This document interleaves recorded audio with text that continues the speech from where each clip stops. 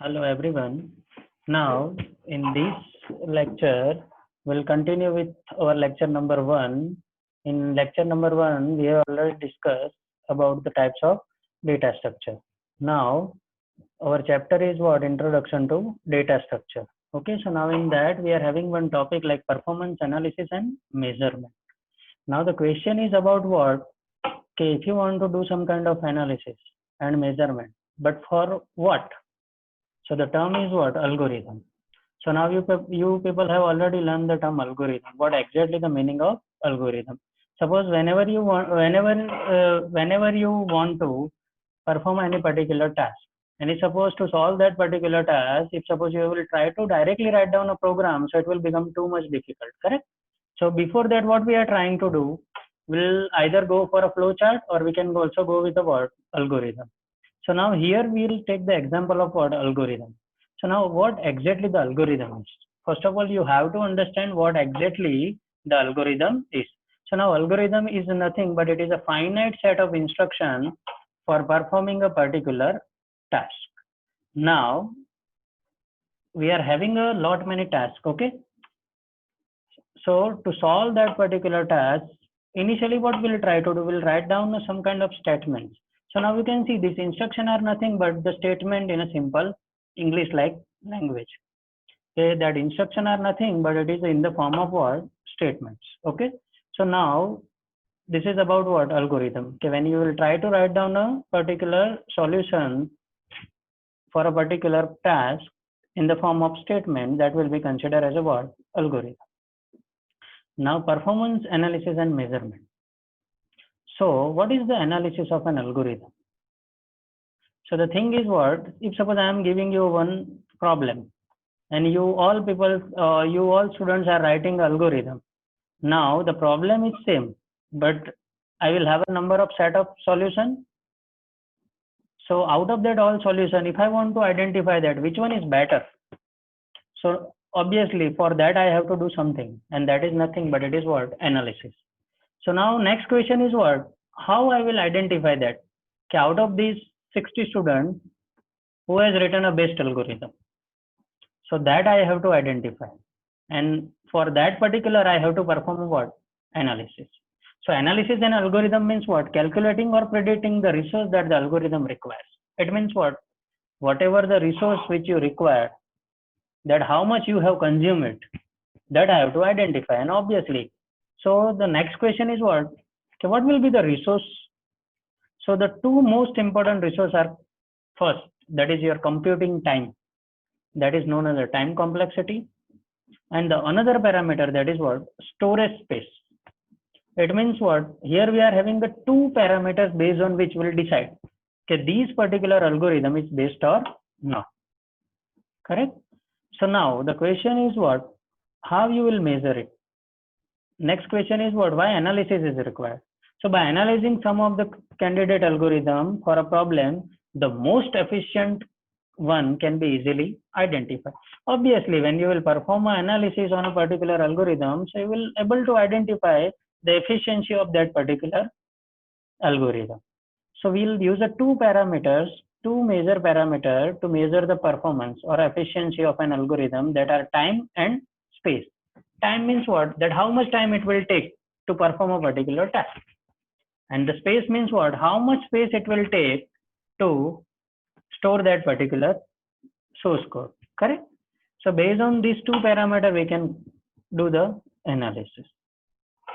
So obviously, when you want to identify either this algorithm is based or not, so for that, obviously we'll have to check the efficiency of that particular algorithm. Correct? So our main goal is what? We want to check the efficiency of algorithm. So the efficiency of algorithm can be specified using time complexity and space complexity. So now if suppose we are talking about a time complexity. So what can be a time complexity? So time complexity is nothing but that is what? The amount of time taken by an algorithm to run. It means it analyzes that an algorithm is either slow or what? Fast. If it will take a less amount of time, it means that algorithm is better. If suppose it is taking a too much time, so that means what? That algorithm is not that much better.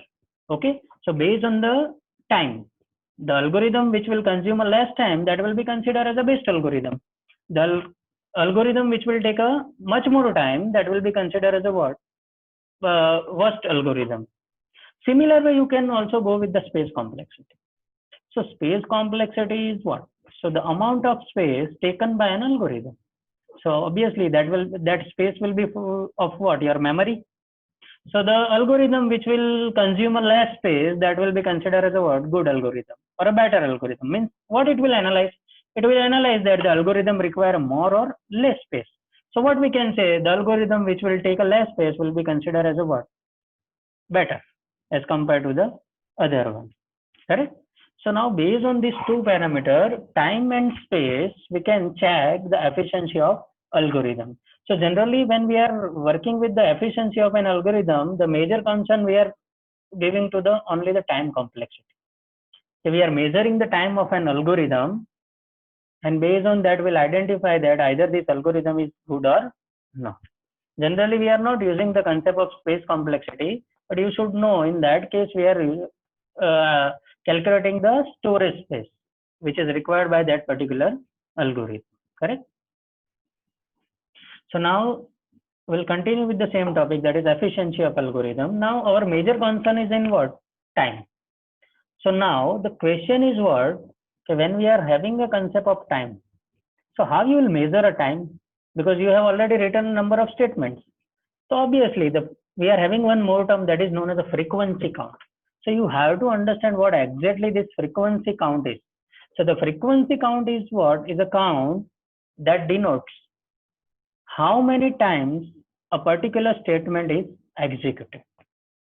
It means whatever the number of statements that you have written, okay, whatever the number of statements that you have written, so I have to check okay, how many times this particular statement is executed.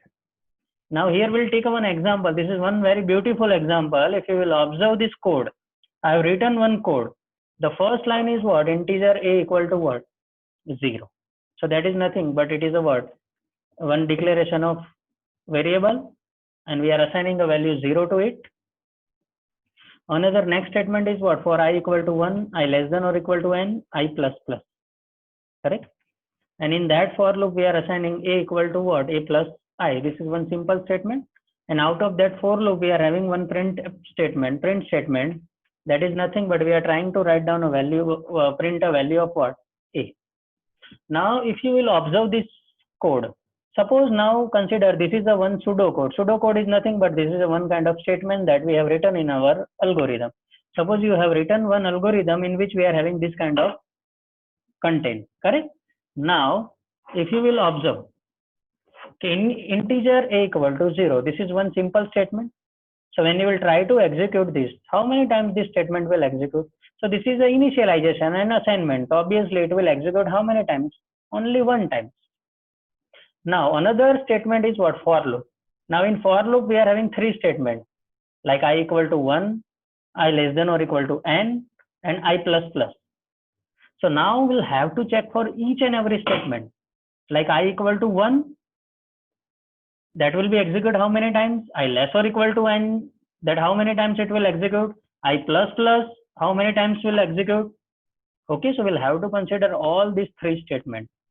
In a for loop, we are having total three statements. I equal to 1 is known as the initialization, I less or equal to n is known as a condition, and I plus plus, that is known as a word? Increment. So now if you will observe I equal to 1, that is also initialization. Obviously, it will execute how many times? One time. Now here the question, I less or equal to n. It means what? You have to identify that how many times this statement will execute. So if you will observe this here, I have mentioned n plus 1 time. So what exactly meaning of this? So now if you will observe in this particular case, how many up to what this condition will become true? Whenever the value of I will reach up to the value of n, up to that it will become a what? True. Whenever the value of I will cross the value of n, at that time this condition will become what? False. But how we will come to know that this condition will become false? Obviously when this statement will execute. So now if you will observe, okay, this condition will become n time true and 1 time false.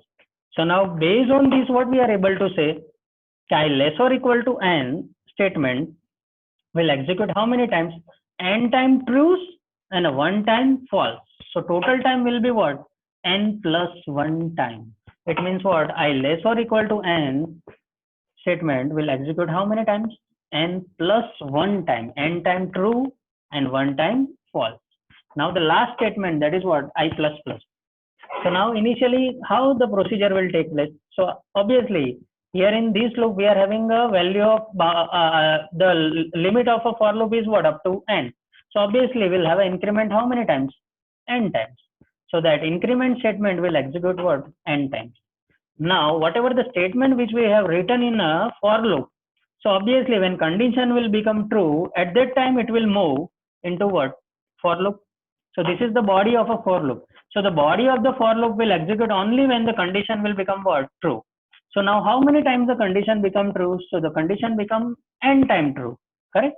So obviously this a equal to a plus I statement will execute how many times? Up to the number of times the condition become what? True. So in our case, the condition become true up to how many times? N times. Now we have written one statement out of for loop, and that is what? Printf simply. So obviously that statement will execute how many times? 1 times. So now if you will make the summation of all the time, so whatever the number of statement that we are having, like say for example integer a0, that is 1, I1 2, I less or equal to n third number, I plus plus 4 number, a equal to a plus I fifth number, and printf statement. Total 6 statement we are having. So we have already identified that how many times each statement will execute. Like integer a equal to 0 will execute 1 time. In a for loop I equal to 1 will also execute 1 time. In I less or equal to n will execute n plus 1 time. I plus plus will execute n times. A equal to a plus I will execute n times. And the last printf statement will execute 1 time. So if you will make the summation of all this time, so that will become a total time. So like if you will see integer a equal to 0 will execute 1 time, then I equal to 1 will execute 1 time, then for I less or equal to 1 n plus 1 time, for I plus plus we are having n times, a equal to a plus I for n times, and plus 1 that is for last printf. So if you will make a summation, so that will be what? 3n plus 4. So this will be your time. Now here this n indicates what? N is the what? Number of elements. We can say like this. Okay, like if you are having a 4 element, so 3 into 4 plus 4, that much time it will take. Like 3 into 4, 12 plus 4, 16 time it will consume. Correct? So based on the value of n, this value can be varied. But if you are having a simple one for loop, so in that case we'll have always time in terms of what? N. Because everything is depends on the value of what? N. If we'll change the value of n, then obviously the time will be changed. So whenever we are trying to derive any time complexity, so this will be always in the form of what? N. So now in this case, we have taken one example. Similar way, you can take the example of nested for loop. Like before that, you should know how the nested for loop will work. Correct? So the similar way, you can also take the examples of while loop, simple for loop statement, nested for loop, if else. This is one demo. You can take any example, and by calculating the time required by each statement, you are able to calculate the work time for the time which you require for the execution for each statement. So this is one of the basic method that we are utilizing for calculating the time complexity. So if you want to identify the efficiency of an algorithm by using a frequency count, so we can take any this kind of examples, correct? So this is the way how you can calculate the frequency, or we can calculate the time which is required by each statement in your algorithm, correct? So we can take a lot many examples like this. Here we have taken only one example. Now you can try it out. We are having a lot many examples. Okay, you can take any pseudocode and you can try to solve the you can try to calculate the time, correct?